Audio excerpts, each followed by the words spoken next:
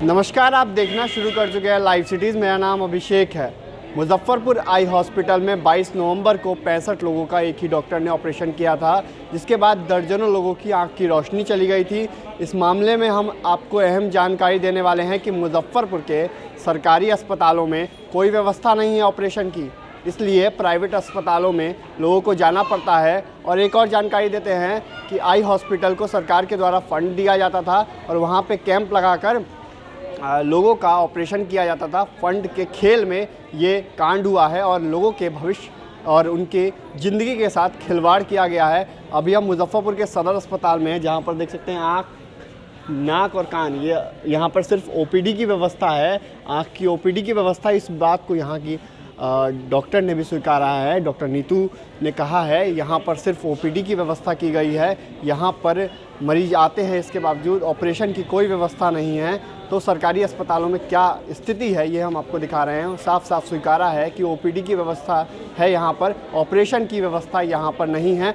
वो ऑपरेशन करती हैं लेकिन यहाँ पर ऑपरेशन की व्यवस्था की ही नहीं गई है। वो चाहती हैं कि ऑपरेशन की व्यवस्था हो ताकि लोगों को इसका लाभ मिल सके। तो सुनिए उनका क्या कुछ कहना है। क्या है, कर ही रहे हैं सबका इलाज। ऑपरेशन होता है कि नहीं, ऑपरेशन की व्यवस्था नहीं है यहाँ पे। नहीं, क्या कुछ व्यवस्था है यहाँ पर? फिलहाल लोगों को चश्मा का प्रिस्क्रिप्शन दिया जाता है। जितने लोग आते हैं ओपीडी चलता है, ओपीडी में जो सुविधा होती है वो दिया जा रहा है मरीजों को। आप कितने महीने से हैं? हम यहाँ 1 तारीख को ज्वाइन किए हैं, 1 अक्टूबर को।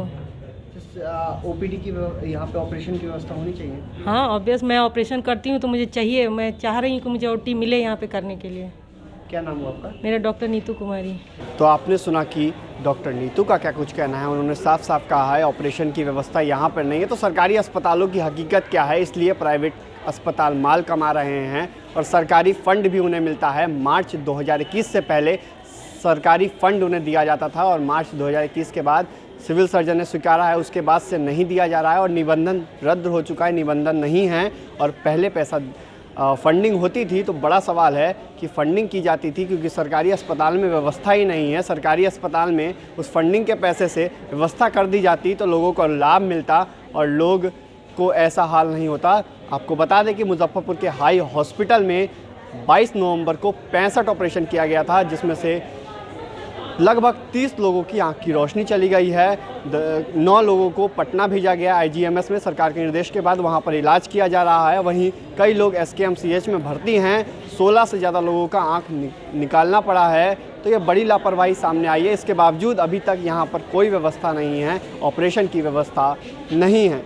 तो बड़ा सवाल है क्योंकि बिहार में स्वास्थ्य व्यवस्था को लेकर लगातार सवाल उठते हैं और लगातार विपक्ष भी सवाल उठाता है, लेकिन इसके बावजूद बिहार की स्वास्थ्य व्यवस्था अभी भी हालत बदतर है। बने रहिए लाइव सिटीज़ के साथ। हमारे यूट्यूब चैनल को सब्सक्राइब करिए, फेसबुक पेज को लाइक करिए।